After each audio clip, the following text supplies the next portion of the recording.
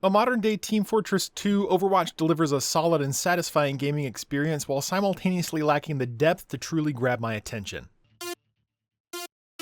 In case you've been living inside a moldy fluffernutter jar somewhere, this is Overwatch's launch week. Overwatch is a class-based first-person shooter from the company that's brought you 1,000 years of World of Warcraft and pits two teams of 6 players against each other to complete various objectives, like capturing points and escorting payloads. Far from the frenetic pace of COD-like games, Overwatch has a much greater time to kill than those, and the gameplay is much more strategic too. Each character has a particular strength or weakness, being of the offense, defense, tank, or support classes. As you can imagine, these classes play out like a more complicated version of rock, paper, scissors, and when players are quick to change characters to take advantage of or respond to flaws in an enemy team's hero selection, gameplay is both intense and intensely fun. Blizzard's done an amazing job with the graphics in Overwatch, and it runs at over 70 frames per second in windowed mode on the central monitor of my 3-monitor display on my twin GTX 780s in non-SLI configuration. Even when I'm running another game in the background, multiple browsers, a screen recorder, and other programs all at the same time. The characters in Overwatch tend to the more realistic side than you see in TF2, but nothing compares to what you'll find in Battlefield, COD, or other similar games. Now, one issue related to graphics that cropped up during the open beta and the final release that I've experienced for myself has been the introduction of the enormous variety of alternate outfits for characters, some of which disrupt the character's signature look that allows you to quickly identify who they are even from a distance so you know how to react to them. This problem mostly occurs with McCree and Reaper characters looking like each other, Soldier 76, or a few other models, which completely throws you off when you're in the midst of a battle and trying to respond to various heroes that are around you. Valve made it a point in Team Fortress 2 to always ensure that no matter what hats or other accessories a character had, you could always tell at a glance what character you were facing even if they were on the other side of the map. Blizzard's decision to not enforce some sort of standard model shape isn't game-breaking, but it is frustrating when you depend on milliseconds worth of information to judge how to respond to threats that are around you. Now, is this worth throwing a hissy fit over or not buying a game for? No. But I can promise you that you will encounter this at least once in your play, and your response will likely be similar to mine, a mixture of bewilderment and frustration. I'm playing on the PC, so I have no idea how well Overwatch works with console controls, but with the keyboard and mouse, it's fast, responsive, and buttery smooth. Each hero has a different set of controls that will vary modestly to wildly depending on who you choose, and it will take you a fair amount of time to get used to each hero before you feel confident in using them. Soldier 76 is undoubtedly the best choice for new players as he offers the closest control set to a traditional FPS that you'll find in the game. Once you get used to how he operates, branch out and try each of the other heroes at least once or twice. You may not like them all, I certainly don't, but by trying them and exploring their strengths and weaknesses, you'll be able to at least know the basics of their controls and how to exploit them if you have to jump into one to counter an enemy team at some point in the future.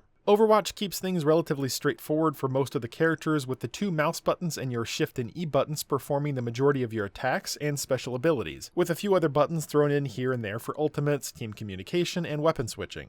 It may sound complicated on the surface, but with some practice the controls work nicely and become second nature. A plethora of control customization is available in the game's settings, and you can even set up different controls for each individual hero if you find that one control scheme works best for one, but not another. Sound design is incredible in Overwatch on all levels, from the swelling music in between and during gameplay to the smallest effects you hear while running from your spawn into battle. Sound is in fact an integral part of Overwatch, as nearly all important information you need to know both on and off screen is delivered through sounds. Hits with most guns pop with a satisfying hiss, characters call out when certain enemies and objects are nearby, and each hero's ultimate has a distinctive sound that you can hear that tells you to back off because Hanzo's firing off another pair of dragons to ruin your day. Overwatch's servers are far different from those used in Blizzard's other games. Built from the ground up to be scalable, they run on Amazon's AWS platform, which translates into rock-solid server performance and is close to 100% uptime as you can get, barring of course a major disaster or Blizzard taking the servers down for maintenance. Matches are found quickly, which I appreciate since I enjoy playing the game off and on during the day on 10 to 15 minute breaks in between work, when I just want to jump into a game, kill stuff for a few minutes, and then jump back out.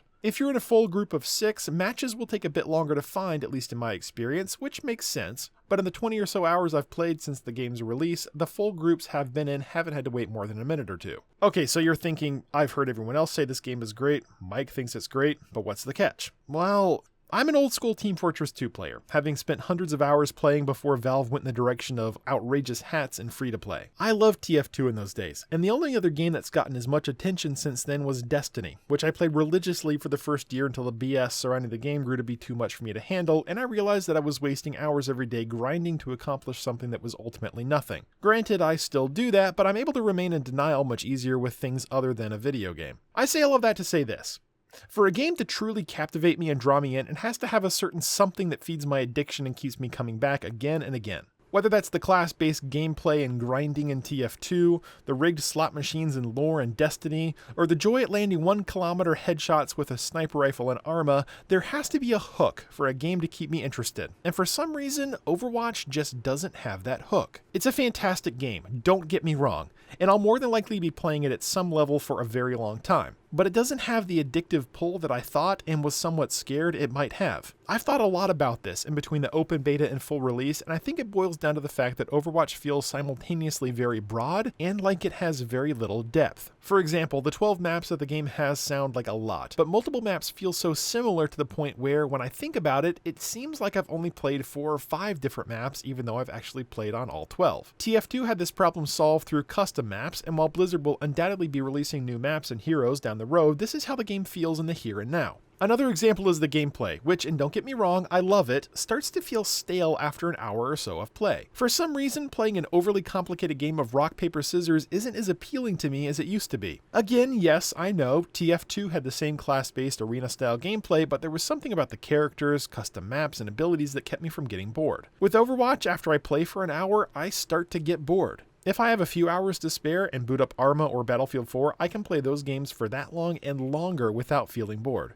In those games, though, class isn't as big of a deal, and you're allowed a much greater freedom to accomplish your objectives, where in Overwatch you're constrained to a few lanes and trying to be the team with the set of heroes that outplays the other set of heroes. A lot of creativity comes from restrictions, and that's true for Overwatch, but for me personally, I don't feel like I get all that much out of it. Now, my opinions on this are likely because I've grown out of my Peter Pan tights and pointy hat and spending endless hours playing the same small maps with what feels like the same few strategies, rehashing and revising them until I'm blue in the face. Hence why I no longer play Team Fortress 2. There's nothing wrong with doing that, and there are a lot of games that make that work, including Overwatch, but Overwatch dials it up to 11. Be aware of that going in, and like it or not, you'll be prepared. Most arena shooter fans will love it, I suspect, but there will be some who don't. I, for one, really enjoy playing the game, but I find that I enjoy it more in small doses here and there instead of hours-long play sessions like I do with other games.